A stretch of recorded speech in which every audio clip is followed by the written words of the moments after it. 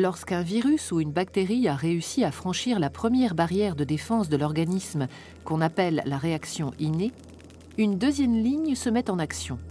C'est l'immunité adaptative. Ce deuxième bouclier protecteur fait appel à des globules blancs spécifiques aux vertébrés, les lymphocytes. Les lymphocytes sont des cellules très spécialisées, capables de s'opposer à un antigène agresseur et un seul. Il y a en principe dans notre corps autant de types de lymphocytes que de types d'antigènes.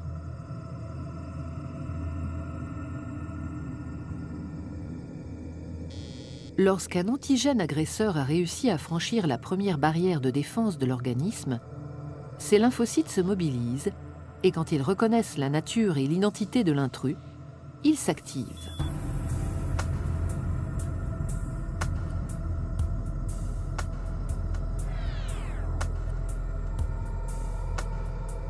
Dans le cas de la grippe, par exemple, le virus est dit endocellulaire, ce qui veut dire qu'il exerce son pouvoir infectieux en s'insérant au cœur même de la cellule. Il franchit sa membrane, pénètre à l'intérieur du cytoplasme où il se multiplie avant de se propager dans l'ensemble du corps.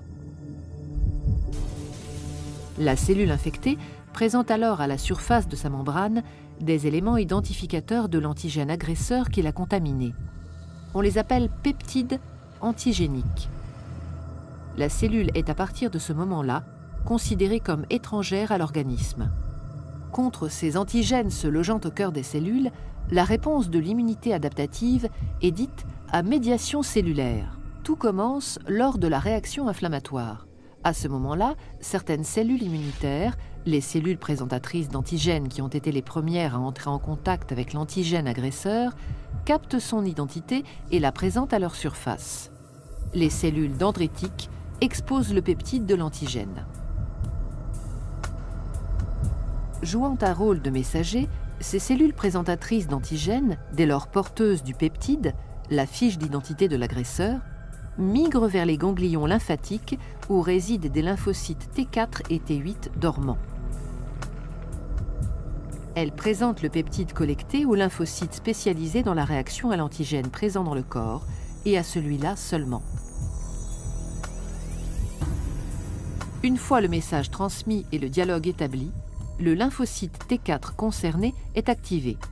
Il va devenir une véritable plaque tournante de la réaction qui va suivre. Il commence par se multiplier en un grand nombre de clones. C'est ce qu'on appelle la mitose.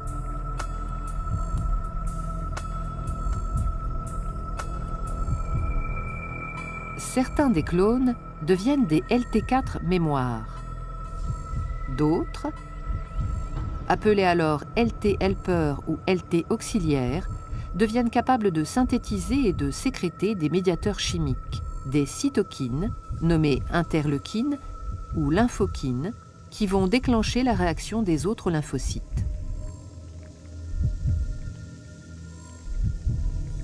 Les interleukines émises stimulent à distance d'autres lymphocytes, notamment les lymphocytes T8, déjà mis en alerte depuis leur contact avec la cellule présentatrice d'antigènes.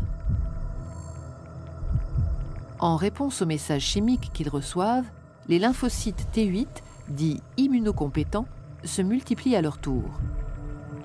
Une partie, les LT8 mémoires, sont conservées.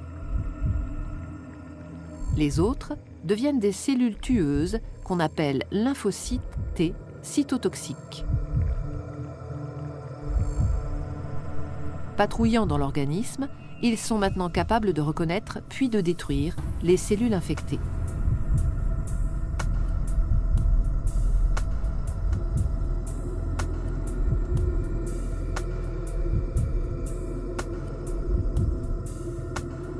Mais d'autres agents infectieux peuvent agir en demeurant à l'extérieur des cellules. C'est le cas du tétanos et du choléra. Contre ces antigènes agresseurs nommés extracellulaires, la réponse adaptative est dite à médiation humorale. Et là, le scénario se déroule d'une toute autre manière. L'identification de l'antigène agresseur est opéré par une catégorie différente de lymphocytes, les lymphocytes B. Dès qu'ils ont identifié leur antigène, les lymphocytes B sont stimulés. Recevant à distance des cytokines, les messages chimiques émis par les lymphocytes T4 helper déjà en alerte, ils se multiplient par mitose. Une partie est encore une fois stockée comme LB mémoire. Les autres clones se transforment en plasmocytes anti-antigènes. Ils produisent alors des anticorps circulants, spécifiquement dirigés contre l'antigène concerné. Ces anticorps circulants sont sécrétés en grande quantité dans le plasma, à raison de 2000 à 5000 à la seconde. Dès qu'ils rencontrent l'antigène agresseur, ils se lient à lui en nombre et forment une sorte de filet qui le neutralise. Toutes les cellules mortes, ainsi que les débris cellulaires résultant de la réponse immunitaire, sont éliminés par les macrophages, les éboueurs du corps humain.